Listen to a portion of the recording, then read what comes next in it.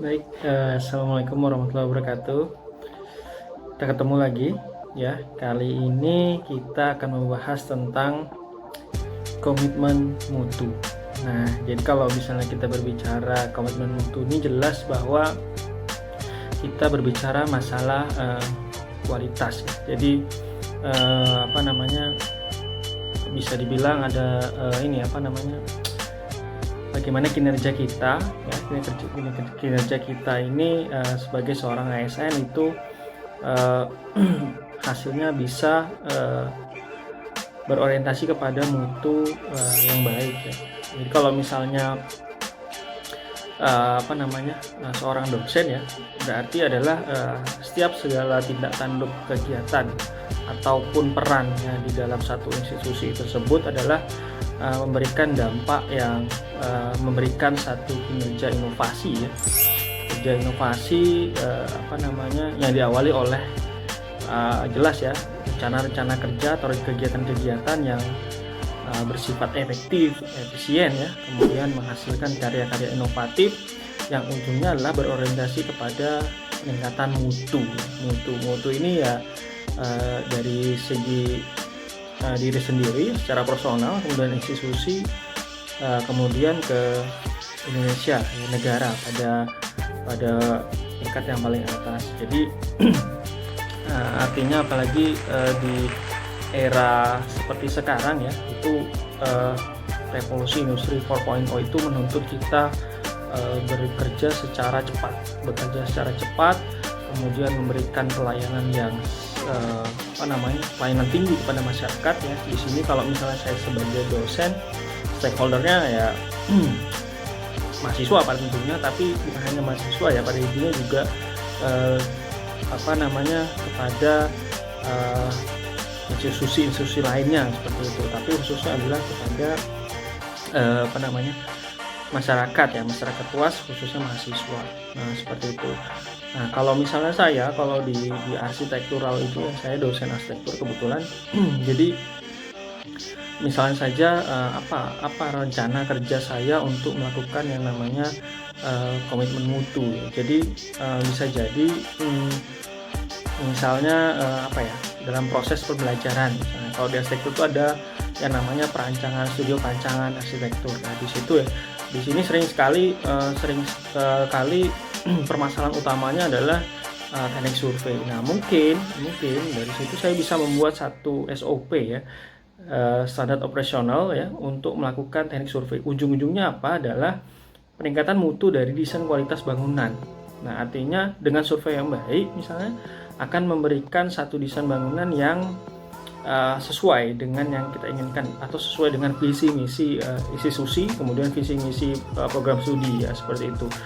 Jadi bangunannya bisa ditanggungjawabkan. Nah, kalau di saya itu kan perguruan tinggi vokasi, artinya bangunannya nyata, bangunannya harus bisa direalisasikan. Dengan teknik survei yang baik, dengan ada SOP yang bagus, maka akan menghasilkan satu nilai mutu dari desain mahasiswa itu yang baik ya, otomatis pasti meningkatkan kualitas lulusan yang baik dari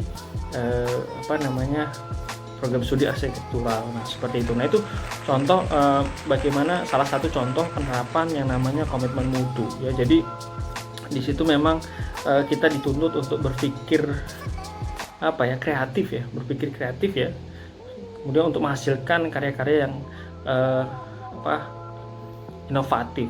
Nah, itu sih seperti itu. Jadi komitmen mutu memang perlu menjadi satu target yang diiringi oleh nilai-nilai yang lain ya, terutama akuntabilitas dan responsibilitas terhadap satu tugas dan peran ya, atau yang kita sebut sebagai integritas. Jadi kita memang dosen atau ASN itu punya tupoksi masing-masing ya, tugasnya apa, haknya apa, kewajibannya apa. Nah, itu memang harus dituntut juga untuk bekerja keras menghasilkan satu karya-karya ini merupakan bagian dari hak dan kewajiban ya seorang ASN ya, kalau saya sebagai dosen. kewajiban untuk menghasilkan satu karya-karya yang inovatif untuk perkembangan program studi.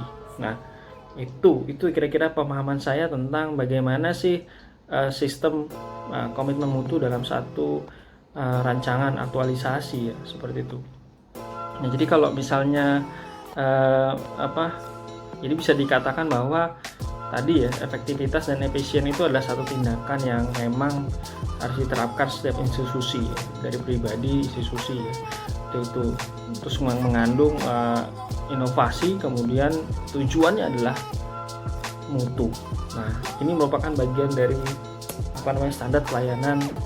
Baik, setiap proses intinya adalah setiap proses untuk menuju ke komitmen mutu adalah kita melihat permasalahan-permasalahan yang ada di dalam satu di mana kita ditempatkan ya, seperti itu. Nah, dari melihat permasalahan tersebut, maka secara tidak langsung kita didesak untuk menghasilkan satu pekerjaan yang sifatnya membangun baik tadi didesak ya, maksud saya secara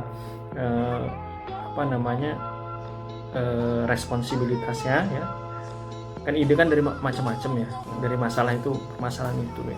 Semakin besar masalahnya berarti ada tekanan juga yang harus cepat diselesaikan.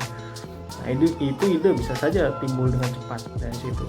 Nah, jadi pada intinya adalah semua dimulai dari satu permasalahan.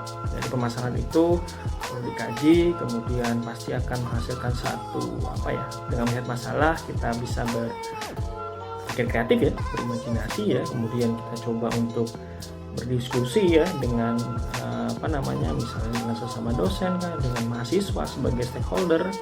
Dari situ kita bisa membuat satu rancangan SOP seperti itu untuk meningkatkan apa yang menjadi penyelesaian dari satu masalah tersebut. Nah, mungkin itu yang bisa saya sampaikan dalam dalam pemahaman tentang komitmen mutu.